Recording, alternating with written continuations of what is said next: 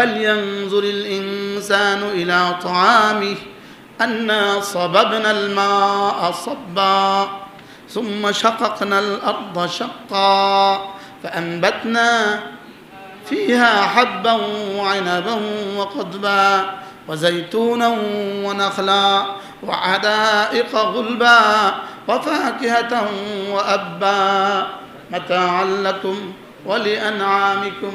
তো এইসব আমি করছি আর তুই আমার আদেশ মানিস না। কি দেখায় আল্লাহ, কি দেখায়? এসব তো আমি করছি। তোর ধান আমি দিয়েছি, তোর গম আমি দিয়েছি, তোর খেজুর আমি দিয়েছি, তোর আঙ্গুর আমি দিয়েছি, তোর আনাব আমি দিয়েছি, তোর জন্য সব আমি দিয়েছি। তুই ধান লাগিয়েছিস, তো ধানটা আমি দিলাম, আর ধানের নিচের খড়টাও আমি দিলাম। খড়টা তুই গরুকে খাওয়াস, ধানটা তুই খাস, তুই দেখিস না? সুবহানাল্লাহ বলবেন। তোরা যদি ঘাস খাওয়ানোর লাগাই দিতাম, তোরা যদি ঘাস খাওয়াত লাগাই দিতাম, আর তোর গরুরা যদি ধান খাওয়াত লাগাইতাম, তো কেমন হতো? তো সেটাই হতো, বলেন না? যেটা করতো সেটাই কি? সেটাই হতো। মাতাআল লাকুম ওয়া লিআনআমিকুম। তুই ফাইদা জাআতিস সাখা, যা, শেষ পর্যন্ত যখন কিয়ামত আসবে তখন বুঝবি। কি বলে? শেষ পর্যন্ত যখন কি আসবে? কিয়ামত যখন আসবে তখন বুঝবা। তাহলে সমস্ত কাফেরদের যা যা, সামান্য কিছু দুনিয়াতে, পুরোটা আখিরাতে। বলেন, যদি দুনিয়া যাজার সাজার পুরো জায়গা হইতো, আল্লাহ তাআলা বলেন ইন্না রাব্বাকা লাবিল মিরসাদ। ওদিন বলছেন ইন্না জাহান্নামা কানাত মিরসাদা। বলে আল্লাহ বলেন আমি না তোকে ধরার জন্য ওঁত পেতে আছি। কি বলে? বলেন বলেন, ধরার জন্য কি আছি? আমি ধরার জন্য ঘাটে ঘাটে আছি, আমি আছি। আমি ধরার জন্য কি আছি? তোমাকে ওঁত পেতে আছি। তো যদি কাফের হয়, সাজা রাখছে কোথাকার জন্য? কোথাকার জন্য? কারণ তার যে পরিমাণ সাজা হয়েছে, এই পরিমাণ সাজা দুনিয়াতে দিলে জায়গা হবে না। বুঝে নাই কথা? তার সে যে পরিমাণ সাজার কি হয়েছে, উপযুক্ত হয়েছে। একজনের 10টা মারার মামলার কি হয়েছে, রায় হয়েছে। একটা 10 বছর, একটা 20 বছর, একটা 25 বছর, একটা যাবজ্জীবন, এরকম 10টার রায় হয়েছে। তো তার এই মারার মামলার রায় এটা কবে দিব? দুনিয়াতে কয়টা খাইব? দুনিয়াতে একটা দিনে তো কি, বাকিগুলো খালি রেজিস্টারে উঠছে। বুঝেন না? এটার সাজা খাটতেছে কোন মামলা? আমরা জেলখানা যাই টুকিটাকি কিন্তু শিখছি তো, বুঝেন না? তো জিগাইতাম আপনি কোন মামলা সাজা খাইছেন? হুজুর মার্ডার মামলা সাজা। কয়টা? 3টে।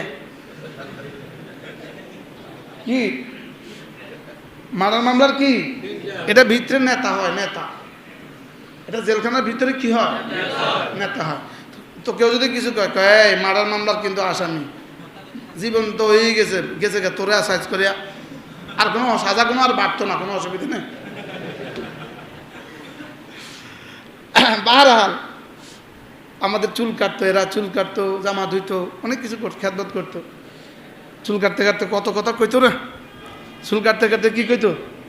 অনেক কথা বলতো। ওবামা ওবামা ওবামা বলে নাফিতে দিয়ে চুল কাটাইতেছে। নাফিতে দিয়ে কি কাটাইতেছে? তো চুল না কৃষ্ণাঙ্গ হওয়ার কারণে চুল ঘন ছোট ছোট, চুল কাটতে পারে না নাফিতে। তো কয় স্যার আফগানিস্তানের কি অবস্থা? তো এই কথা কইলে চুল একটু খাড়াই যা ডরে, তো একটু কাটে। কাটার পরে আবার তো চুল যায় এসে, তো একটু পরে কয় স্যার ওসামার কি অবস্থা? তো আবার চুল খাড়া, তো একটু একটু কতটুকু তুই এতবার আফগানিস্তান আর ওসামা ওসামা করিস কেন? স্যার এটা করলে চুল কাটতে একটু সুবিধা হয়। এটা বললে কি হয়? চুল কাটতে একটু সুবিধা হয়। বাহরহাল যাজা যাজা, 2 প্রকারের যাজা। কয় প্রকারের যাজা? সমস্ত কুফরির যাজার পুরো ভাগ আখিরাতে। বলেন পুরো ভাগ কি? দুনিয়াতে কি কিছু, দুনিয়াতে সামান্য, দুনিয়াতে কি, দুনিয়াতে কখনো কখনো আবার সামান্যও দেয় না। দুনিয়া যদি সামান্যও দিত তো আরেকজন দ্বিতীয় মেয়াদে প্রেসিডেন্ট হইতো না। বুঝলেন না কিছু? কি বলছি বলেন? দুনিয়াতে যদি সামান্য কিছু হইতো দ্বিতীয় মেয়াদে কি হইতো না? প্রেসিডেন্ট হইতো না। সারা পৃথিবীর কত খুনের দায়ে দায়ী, সারা পৃথিবীতে কত লক্ষ খুনের দায়ে এক একজন দায়ী, এরপরও আবার হচ্ছে কেন? রব যেন বলেন আমি দুনিয়াতে ছাড় দেই, দুনিয়াতে এদেরকে ওই সাজা দুনিয়াতে এদের ধরবে না। বুঝেন নাই কথা? দুনিয়ায় সাজা দিলে কি দুনিয়া ধরবে না, এজন্য দুনিয়াতে এই সাজা দেওয়া সম্ভবই না। জীবনে আর বাকি আছে কতদিন? যদি 87 বছর বয়স হয় তো জীবন আর কতদিন বাকি আছে? তো এই জীবনে আর কয়টা সাজা দিব? এই জন্য এই সাজার লেগে রেখে দিছে আখিরাত। কাফেরের সাজা কোথায় দিবে বলেন? কাফেরের সাজা হবে আখিরাতে। কাফেরদের সাজা কোথায়? আখিরাতে। এর বিপরীতে যদি মুমিন হয়, এই জন্য কাফেরের সাজা জাযাআন বিফাকা, জাযাআন বিফাকা। এই জন্য কাফেরের সাজার ব্যাপারে আল্লাহ তাআলা বলেন জাযাআন বিফাকা, এদের শাস্তি হবে কুফরি যেমন সাজা তেমন। এদের শাস্তি হবে কি? কুফরির চেয়ে বড় কোনো গুনাহ নাই, জাহান্নামের চেয়ে বড় কোনো সাজা নাই। কুফরির চেয়ে আর জাহান্নামের চেয়ে কি নেই? বড় কোনো সাজা নাই। আচ্ছা, একটা খুন, একজন খুন, মান কাতালা মুমিনাম মুতাআম্মিদা ফাজাযাউহু জাহান্নাম খালিদিনা ফিহা। একজন মুমিনকে যে ইচ্ছাকৃত হত্যা করলো, আল্লাহ তাআলা বলেন তার যাজা হলো জাহান্নাম। তার সাজা কি? জাহান্নাম। কোন জাহান্নাম? খালিদিনা ফিহা, যে জাহান্নামে চিরদিন থাকবে। এখন যে 43,000 হত্যা করছে এই পর্যন্ত,